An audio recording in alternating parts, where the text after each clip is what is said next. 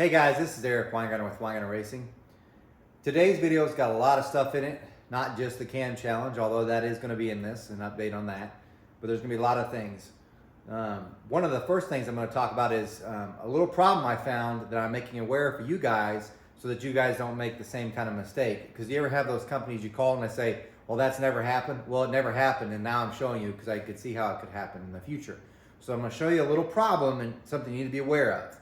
And then I'm going to show you these SR20 heads, my CNC version that I just got done, and some of the problems I've had with that, so you guys could kind of, in case you decide to develop your own CNC program, or in case you ever want to port a BRX head, there's something to be aware of, so that will also help you as well. And then also we're going to talk about the cam challenge, because we now have the run order, so I'm going to share that with you.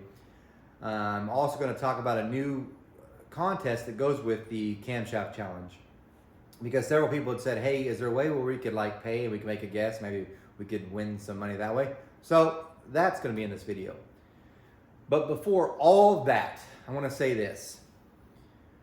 This has got to be the slowest I've ever been in the business since right before COVID. So right when COVID happened, like maybe the first 2 weeks, I was pretty slow because everybody had kind of stopped buying. And then probably within 2 weeks after COVID, I mean, when I say after COVID kind of got more ramped up, it was gangbusters. And it's been busy ever since then until right now. And right now, just to give you an idea, I've only got 4 sets of heads left to port and about 6 manifolds. I haven't been this slow since pre-COVID. And the reason why I'm saying it's not because I'm destitute. What I'm saying is, I guarantee you I have turned down more jobs because of the wait time than I got in before. Now, with only this much work, this is the least busy I've ever been. So if you want a set of heads ported by me and have them ready by next season, this is your best opportunity you're gonna have. And I mean this. Last year I reserved spots and they're reserved out for almost 11 months. Right now the next closest reserve spot is December 14th. And let me explain what that is. It used to be where it was so busy, which it still is today. Things were so busy and people would call during the middle of race season, want to get their heads ported, like thinking it would only gonna take a couple weeks. In all fairness, it takes about 2, sometimes 3 weeks to port a set of heads. But the problem is there's other people that have already got their heads in. So what I said was you guys could reserve a spot. So people would pay $100 to reserve a spot. So like the next available spot's December 14th. So people paid $100 and then on December 14th, they'd send in their heads. If their heads weren't here, I kept the 100. And then I'd start on their heads, usually about between 2 and 3 weeks to get finished. Sometimes it might run a little bit longer, just bad timing or whatnot. But you got them back pretty quick. As opposed to if someone that sent in their heads in the middle of race season, they'd have to wait almost 11 months to get them back. That was booking me up for almost 11 months. That's gone. Like I said, the next available spot's December 14th. That's only 2 months out, which really means, and I'm trying to emphasize this, if you want to get your heads ported and ready for the next race season, send them in now. This really is your best opportunity. 4 sets of heads, I'll probably be done in that 2-month time frame, which is kind of, in a way, it's kind of spooky because I went from having like 11-month wait period to a few months. It's kind of terrifying, but in a way, it works out great for the cam challenge. But gotta get that out of the way. Now let's get to one of the first things I want to talk about, and it has to do with valve locks and some failure I just saw for the first time. Let's start off with what happened. This is a set of I think I got my name on them. These are the engraved ones, the good times, before they started just burning them with a laser. They would engrave them, they look so much better. But the date code on this one is, which I don't know if the camera's gonna capture it, looks like it's 21. So 2021, that's when I first ported these. These were done by hand. They're a Brodix Dragon Slayer. This guy went 6 O's with a 414 at a 20, I think he said 2,900 pound car, so it's pretty good. But anyway, here's what happened. That, and you're like, what exactly happened? So, by the way, he's very lucky. So of all the damage, when you see this stuff, usually whenever things get blown up, they get really blown up where the seats are completely ruined and everything else is junk. This is pretty nice. Matter of fact, the other heads got more damage on the deck surface from pieces flying in the other cylinders than this one did, which is kind of neat. So again, you're like, well, what happened? This is what happened. This guy paid extra for the Freya valves upgrade. Usually I use Rev valves. I used to use Freya nonstop. And then about COVID, they decided to jack up their prices and they just got too expensive. So I've been using Rev. In all fairness, Revs do flow more too. But this is a Freya 6000 series, so not even their top of the line one. They could take some abuse because clearly that's bent to crap and it didn't break off. But still, what caused this? Well, when he sent it in, he had this with it. So the locks were actually wedged in here, and these are the locks. Were wedged in, and they look like this. So when you look at them, let me move them to a little better light over here. Maybe that work better. There we go. When you look at them, you can tell that the groove here, which locate them, is kind of messed up. And you can tell what it's done here inside the titanium retainer. And you can see how it even dug in on the sides there. So, did some investigation, and here's what I found. This is what I've come up with, and this is the closest thing to the reason why this. Because what I mean by this is he literally pulled this off. So he had the retainer on here with the lock still in it, and you could pull it off by hand with these locks still in, like that. And he just pulled it right out. You could lift it off. So it was just barely even wedged in there. So then the question remains, what exactly did that? Well, again, 21 was about COVID time. And during this time, I had a hard time getting parts. I imagine most of you did too. So I ordered, at the time I used comp locks, 611-16. I believe that's the part number. And those are comp 10-degree locks, standard with the receiver groove. And I'd bought, you know, at the time you just couldn't get any. So whatever you could get them, you just ordered them. Because just, again, you couldn't get stuff. That's what these locks were. Because anytime, and by the way, these actually got in for a freshen up. So I think they came in for 22 and got a freshen up. But pretty much since then, or during that period where the COVID was real bad, parts sucked, and what you got sucked. And this was a prime example. I never reuse locks, ever. So a brand new set of locks. So I'm gonna let you guys know what I found, so you guys can be aware. These are all the locks. Check this out. Okay, remember these are 10 degrees locks, square groove, standard height. Had to move the camera so you get a better view. You might be like, what am I even looking at? Because it's hard to see. That's your groove. This right here, this top part, see it right there? That's the receiver groove in case you ran a lash cap. Now, some of my customers run lash caps, some don't, but I always just did them with it because they weighed a little bit less. This is the other lock that came in the same kit. Notice the width, or how deep it is. See the depth on that one versus this one? Yep, they're not the same. And then if I look at some of these other ones, short, tall, there's another prime example. You can see it better there. But not all of them are that way, because there's another one. That's a long one. Medium. That one's not even the same as some of the others. I think what happened during this time with comp, they just stopped caring at all about manufacturing. Because I looked through these, some were short and some were tall. They weren't all the same, and none of them were 5/16 locks, thank God for that. But what I think was happening is that groove height, which it doesn't really hold the valve, everybody thinks it does, but what it does do is it sets the height kind of where the lock will be in it. I don't think they're even. In other words, one side with the less groove would sit higher than that one. So essentially it was causing the lock to be almost cockeyed, or the retainer to be cockeyed. And eventually it's pulling one side and it just decides it's not enough, and you got this. So I guess what I'm trying to say is I got a bad batch of locks. I have to say after this, I kind of stopped using comp locks anyway. I still use them from time to time, but I'm definitely checking every single one now. You might like, you don't do it every time? No, I open a brand new package. I think that they're fine. I put them in when they're not cheap. But here's the thing, and I'm going to say this so everybody understands. Anytime I use a pack retainer now, I'm using pack locks, and I have been for the last year and a half. Because another customer said was actually for a set of BRX heads similar to this, and he'd put the locks in there with the retainer because he was just checking the stem height so he'd get the shaft right, and it wiggled. And I was like, how is that possible? It should be nice and firm and tight, and it wasn't. And I was like, well, that's strange. Let me send you some pack locks. Pack locks fixed them because I had some here. Since that point, and I think that's been about a year and a half ago, all I sell is packs. You might say, why didn't you do that to begin with? At the time, these were $25. Comp's got a name that said good quality stuff, or at least for these pieces. So I didn't think anything about it. pack locks are $75, so they're 3 times more expensive. So I was like, well, you know, these ones are quality, they're machined, they're hardened, everything should be fine. Now I have an issue, I won't ever use them again. So since this, never again. Am I worried about the ones that are out in the field? No, because there's so many that are out there running anyway, they haven't had any problems. Chances are this was COVID time, they're like, just need to get an order out and just threw anything that they had in the package and boom, away it went. COVID really just screwed up a lot of things. I'm gonna hope that that's it, but regardless, it's pack locks for me from now on. It does make the heads cost more, but spending $50 more on a set of locks is worth it than destroying things. As far as what's gonna be happening with this really isn't that bad. And truthfully, I probably could do the valve job. The problem is it would sink it down too far. So what's gonna happen is I'm gonna pop these out. I'm actually gonna send this to Gerald Brand. He's got a YouTube channel too.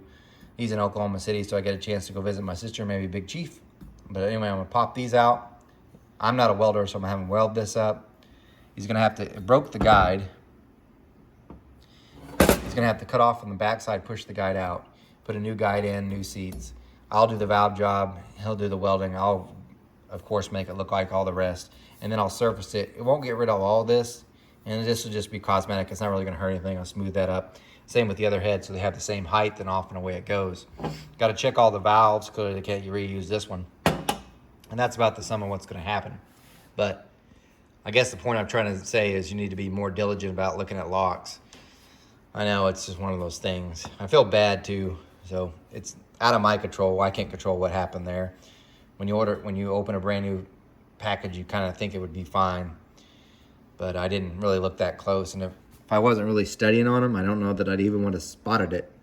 I have spotted some before where I've got a 5/16 that came, so these are 1130, made for 11/32 stems. I have had, and this has happened, where I'll go to put them on, because I'm assembling all by hand, you know. I'll go to put them on, I'm like, this one looks weird. And it'll be a 5/16 in the 11/32 batch. I have had that before, but it'd only be like one out of the entire set. So, but this is just completely different. Something I had never seen before for real. All right, on to the next thing. Okay, for the next thing, these are my new SR20 CNC heads with my port design, which I'll show you. I was really hoping that by doing a CNC program for these that I could actually sell them a little bit cheaper maybe than even Brodix. I'm not talking like a bunch, and that maybe I'd have a better product for a lesser cost. That's completely unrealistic. Matter of fact, the price I quoted this customer, I'm gonna end up losing $1,000. In other words, after it's all said and done, I could have been better off paying him $1,000 than doing this project. So I'm not making anything.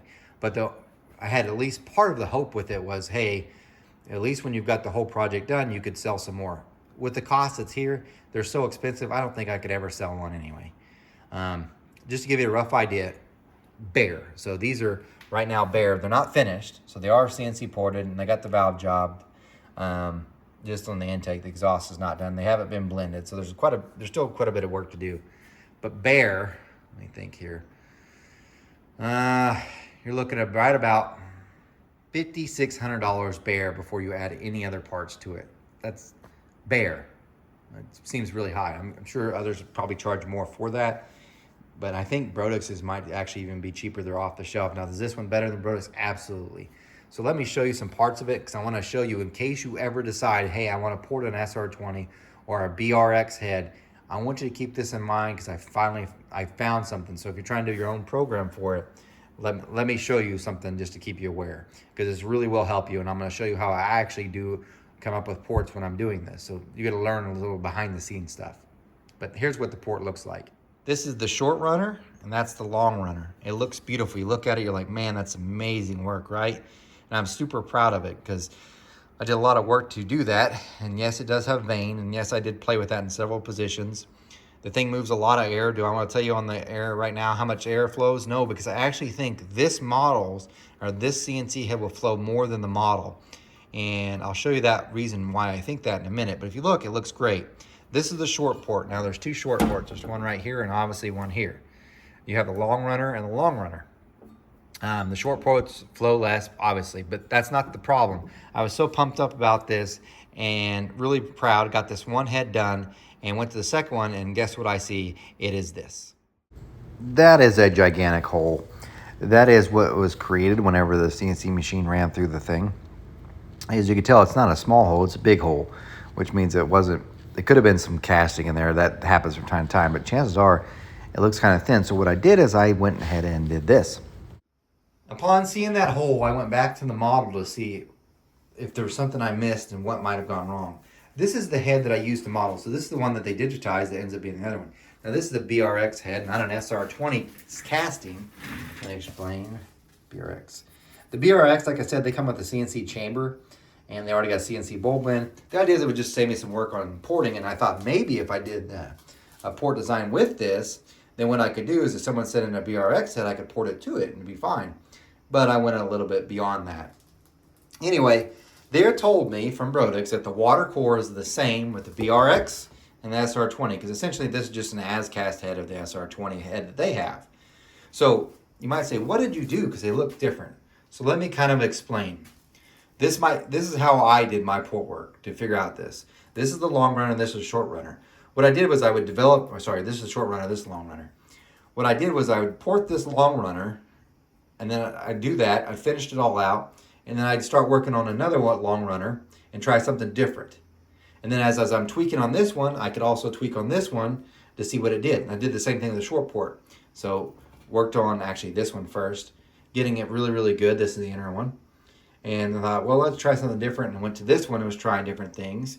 And this one ended up being better than this one, just by a slight amount. This one was. And you're like, so what? What's this got to do with anything? After the hole, it needs to be said that this is the short port they copied. It's the outside one, not the inside one. You're like, I still don't understand. What does that got to do with anything? Let me show you. So after I got that hole, I was like, well, how much material is there? Because one head doesn't have it. Why does the other one have it? Was it just a casting wood, or was there something I missed? So what I did is I used this. This is a little bitty burr, and it's got a little tip on it, and I was just going to drill down and see how much material I have, and which I did. And you can see that little hole there. See how wide this is? Hopefully the camera focuses. Look at that. I can bury the whole thing in it before it gets to water. You see that there? The whole thing. So it's like plenty enough room. Here's the thing for you guys that are wanting to port this. The water core is not the same for the outside versus the inside. And you're like, yes, it is. No, it's not. That's the head bolt hole right here. We're about in this area. The water part here, because of this head bolt hole and where the water passes just from the manifold it's more solid through there. So it's solid through there. This one's not that way. See that hole there? That's where that is. So what I did is I took the inside one just to kind of prove that out. By the way, this is an interesting thing. See how this one's got the wing? I played with modeling clay first before I ever made this in epoxy. So I kept playing with moving it forward, thicknesses and all that. Then made it in epoxy and made it the same way. That's the reason why I can't really put that CNC program on a BRX, because there's not material there to make the wing. Which is oddly enough, this doesn't have the wing. And this one I actually felt almost as good. But I used the same thing and drilled in. And if you look, that's not near as much material. Obviously, I can't get my thing in. You can see how the epoxy would have been over it. So part of me is like, dang it, I should have copied this one. But it wouldn't have had the wing. This was, like I said, very, very, very close to what this one right here did. So that one was better by about 4 or 5 CFM at certain lift points than this one, but no wing. And the way the air flowed around that and some of the wet flow testing, the wing was better. This, you could tell where the epoxy would have been above it. Never would have had an issue. Anyway, it's thinner. So yeah, that looks like just ballparking it, which it looks bad on camera, but looking at it, that's about 50 to 60 thou. It would have been there. There's an extra epoxy over the top. Would have been another probably 20, actually probably 40. So that'd have been 100,000 right there with that one. But I'm not, because this side's deeper. Bringing it back over. This side was deeper when I ground on this side. So fine here, not even close to water at all. Didn't think anything about it. Model should be fine. No. The outside ports, the model is, so the CNC one that you just saw, the outside port's nowhere near water. It's only this port on each head that's going to be there. So if you're deciding to make your own port program for it, be aware the water core is different on the short side one than this one. You might say, well, are you worried about this one then versus that one in the long run? Or no, because you can feel underneath. Nowhere even near. Not even close. Same with this one. Nowhere near. No problems. Also, I'm not kicking down a corner like you do on the short ones. So this is not the one I got modeled. That one down here was. So I didn't like dig this corner in, so it's nowhere even near anyway. Point being is the long runner's fine. It's really just this one port on each head. So you might say, well, what are you going to do to fix it? Well, here's what's going to happen. This is the head that's not messed up. And if you look, it's perfect, right? Well, I took that pick right there, and I tried stabbing through so much, and I couldn't get it to break through. It actually was bending the entire rod. I then used a push rod and wedged it up at the top here and tried pressing down at the bottom. It didn't break through. Now, I could feel it flexing in the aluminum, though. So what I'm going to do, though, is because I don't think there'll be an issue, but eventually over time, I think eventually the heat will crack that, and they'll have a water leak. So I'm going to do just like I'm doing with this one. I'm going to weld that up, have that welded up anyway, and then they're going to run it back through the CNC program, and that'll make it back like it looked like it's nothing ever happened, except for it'll be more solid underneath here, and all that will be solid, and we won't have to worry about anything anymore. So that's the plan. Of course, after that, like I said, after it's got all that done, and that's all welded up, it will look normal, be thicker, and everything be fine. And then I'll continue on with what I've got done. Now, I said this is the reason why I think this head will end up being outflowing the model, and this is the reason why I can't even reveal the flow numbers for this thing. I'll tell you this is by far the highest one ever I've done. I'll give you a little hint. Wide open, pushing the valve down as far as it could go, it was doing like 540 on the signs. That'd be like 560 over here. So it's really, really good. However, don't quote me that because it's not the finished product. That was just the model. But this might help it. See, the one thing with the BRX is they've got all this material removed around the throat, so you can't really put your throat in. Whenever the CNC one was done, they always shrink down right around the throat so you can make it by hand and blend it better with your valve job. If you don't, it can get off. It's hard to explain, but anyway, that might actually help the flow and make it perfect. Look how nice that valve job comes into the top, by the way. Man, that's beautiful. Anyway, these are a 2425, 2.425 intake valve and 1/800 exhaust valve. You're worried about, well, there's a hole there. That's the bolt hole. Well, there's a hole right there. That's the bolt hole. That's what happens on these ones with the big blocks. And that little hole there is a rocker stud. If you're worried about the bolt holes, every exhaust has that. And that's actually how they came from the factory.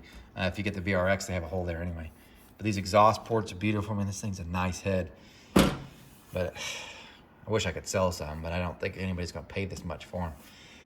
Going forward on the future for these heads, in case you ever decided to order a set from me, here's how the problem would be resolved, and it's actually very easy.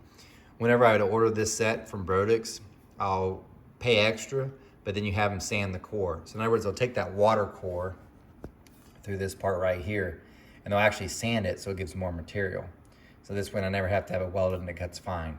So essentially I just have to fill out a form. Whenever they're going Cassium, they sand extra there, so there's more material underneath here and it never breaks through. It does make the casting cost even more, so it makes the price go up another, I think, $400, maybe 200. Yeah, 200. But then it avoids all the other problems it would ever have, and from that point on, it'd be perfect. I just have to make a note every time I order it. It also would take longer for the castings to come in, but well worth it when it's done. Okay, Lydia's here, as you've seen from my videos. The numbers are all folded, so she can't see what the numbers even are, and she's gonna draw out. Before I do that, we need to ask you some questions to make sure I'm not being biased in whatever way. And just see if you know what this stuff is. What is a camshaft? I don't know. Okay, do you know who David Vizard is? No, I haven't learned about that. All right, here we go. I'm gonna hand it to my wife so she can do this and I can write down numbers. All right, start drawing numbers and I'll record them. 22. Continue on. Do I need to put it back in? No, just a notice that. 1. All right. And 14. And 4.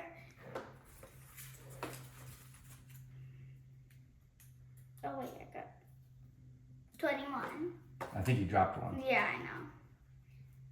23.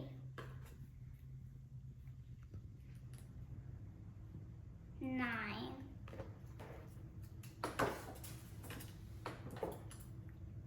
5.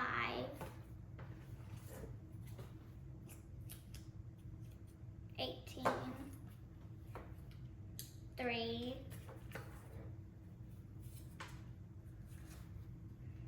13. 10. 15. 2. 20. 17. 8. 19. 6. 7. 11.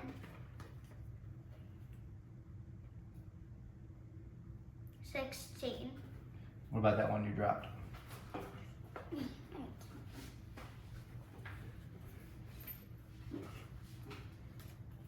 12. All right, there we have the order. We're good to go. What is this even like to do? Why did you need that? You just keep that thought. Now for the Cam Challenge update. You just saw the girl drawing out numbers. I'm going to explain what those numbers are because that's the order in which it will participate. Before I do that, I'm going to talk about people that have donated. If you want to donate to the Cam Challenge, what do you get besides your help this whole thing take place? You get the Cam cards emailed to you the day before the competition. Every single one of them. Also, as the competition is going on, you're going to get either emailed or text. Google is claiming that Apple's practice of using blue bubbles in their iMessage app to highlight other Apple users leads to peer pressure and bullying of Android users. While Apple says Android users could easily solve the problem by not being so dumb and poor. Text the dyno chart, the recorded one, for each of the participants as it's going on. If you have not donated, you will see eventually in a video much further down the road. That's a huge advantage. Now, last week I'd said it was about $2,100 or something for the winner. Now it's up to $2,940. You might say, wait a minute, I thought you were on David Visor's live feed and he said it's close to $4,000. I thought that way, then I went back and looked at the PayPal thing and totally realized, or forgot to calculate, PayPal takes out quite a bit in percents, quite a bit.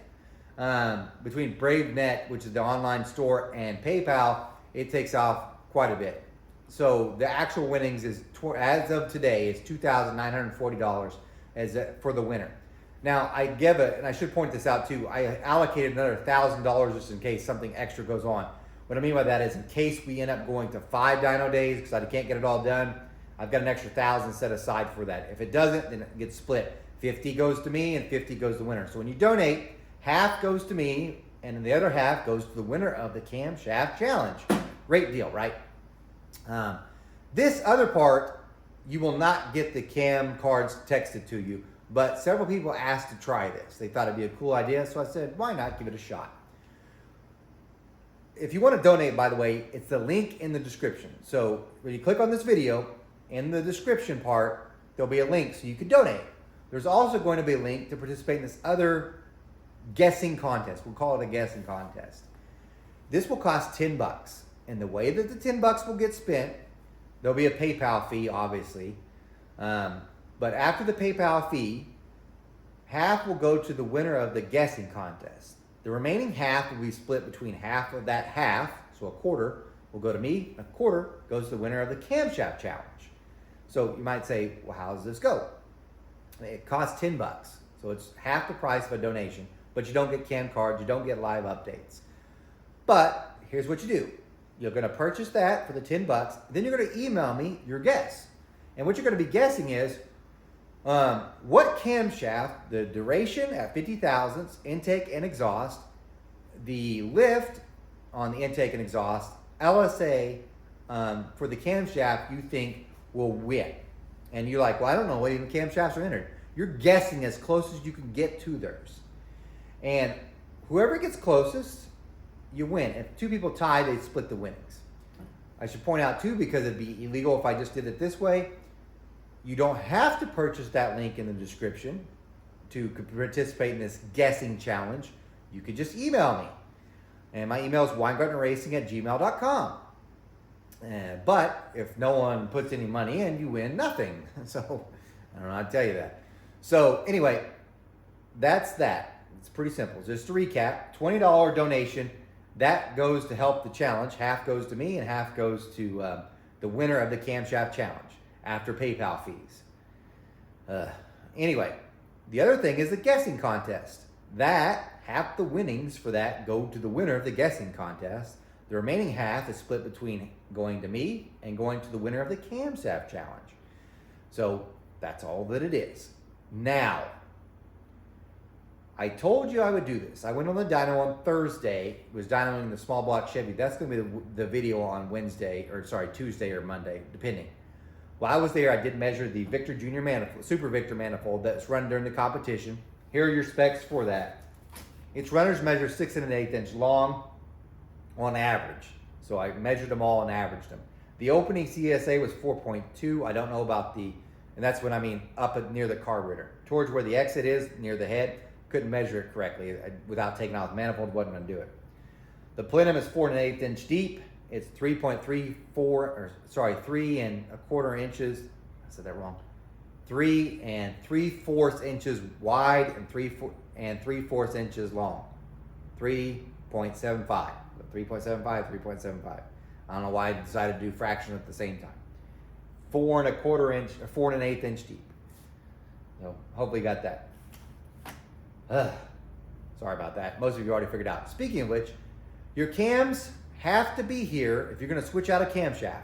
If you're one of the people that's already in. So if you haven't got a camshaft here, sorry, you're not part of the competition. I know several people are like, I wanted to be, why couldn't I just put down the money? Because the cam needed to be here.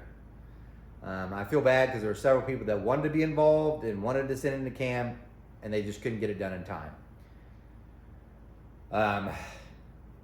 Yeah, things just happen. The cams had to be here. Speaking of which, David's cam's here, everybody's cam's here, and everybody's paid. So that part's settled. We're locked in. However, if you're a contestant in the competition, you want to switch out your camshaft, you could do that. You have until October 14th. If it comes October 15th, I'm not switching it. October 14th to switch your camshaft. It has to be here by then. I think it gives you about 2.5 or 3 weeks, something like that. Anyway, that's when it has to be in. Now for your run order. So what that girl did was she was drawing numbers out. Those numbers were, if you went to my Facebook page, my Real Weingartner Facebook page, it's numbered 1 through 23. Those are the 23 competitors. Those were put in the thing. The first one she drew out was the first person to go. Here's the run order. So the very first one that's going is Watney Performance, or GPI. Second person to run will be Summit. Third, Tim Hillard. Fourth, Daniel Powell, number 2 cam. Fifth, B&F Engines. Sixth runner is David Vizard. The 7th runner is Lucas Simeon. 8th runner will be Joe Carroll. 9th runner will be Anonymous, number 1 cam. 10th runner will be Daniel Powell, number 1 cam. 11th cam will be John Elford. 12th cam, Brian Salter. 13th cam, Optimum Performance. 13th run, yeah, it's Optimum Performance. 14th person to run will be NK Performance. 15th to run will be Quentin Performance. 16th to run will be Jacob Gibson. 17th to run will be Karsten Kafer. 18th to run will be Anonymous number 2. 19th to run will be Brett Likens. Brett. Sorry if I said it wrong, Mr. Likens. I think you're Brent. Hope you're Brent. Sorry about that either way. But you're number 19th person to run. The 20th to run will be Brian Taylor. 21st to run will be Brandon Gumar. 22nd is John Vitone. And the last one to run, and you saw her drawing them out, so this is totally random, is Chris Straub. Which in a way it kind of worked out because he asked me to do something after the challenge was over, and having his camshaft in the engine makes that more possible in the last one. No, I did not intend for that to happen. You literally saw her drawing it. She dropped your number, Chris, and then picked it up at the end. That's it. She didn't even know what the numbers were for. There's your run order, and that's your updates for this week. This video is probably a little bit longer than you wanted. I'm trying to think right off the top of my head if there's any other camshaft things I need to make you aware of. Yes, there is. While I was dynoing on Thursday, I didn't have time to check the piston and valve on the cams, so I left 4 of the worst camshafts there with Dunsworth. And Gary's going to check the piston and valve on those 4 cams. If they don't clear, I can't run you. I don't think that's going to be a problem because I did the math. So I looked at how deep the valve pocket was. I looked at about what I think the free drop's going to be from some of the other heads that are here, and from some of the cams they actually had better specs. And I'm fairly certain I'm clear by a bunch, like more than 60. But I'm going to have him check it just to be certain. But if your cam doesn't clear, and he's going to try to do it as quick as possible, I will let you know. However, I really don't think that's going to happen. So some of you are pushing limits, but there's enough piston and valve. I think you're okay anyway, by far. I really think that's about it. I was going to run the LS again and do another cylinder head switch before the contest, but I'm waiting. I'm not going to do anything till after the contest is over with that LS. So that's coming up next. But anyway, if you have questions, put them in the comments. I know this video went long because there was a lot to it. But anyway, yeah, put them in the comments. I'll do my best to answer them. There are such things as stupid questions, so don't ask those. If it's answered in the video, but you chose not to watch the whole video, that's on you. So I'll simply say, watch the video again. It's just a me thing. I was teaching for 16 years. And I didn't like to repeat myself. And although those kids were like between 9 and 11, I would repeat myself to them. But it's amazing that I had to repeat myself less to them than I do to some adults. So please don't be the person that has the answers directly in the video and you have to ask in a comment. Please watch the whole video. I know it sounds like I'm being a jerk, but when you're doing that, you're like the same guy that's on a Facebook marketplace that will ask how much the price is and it's listed in the listing. So anyway, yeah, there's your video. Guys, thanks for watching. Remember, I'm no Superman. You guys take care.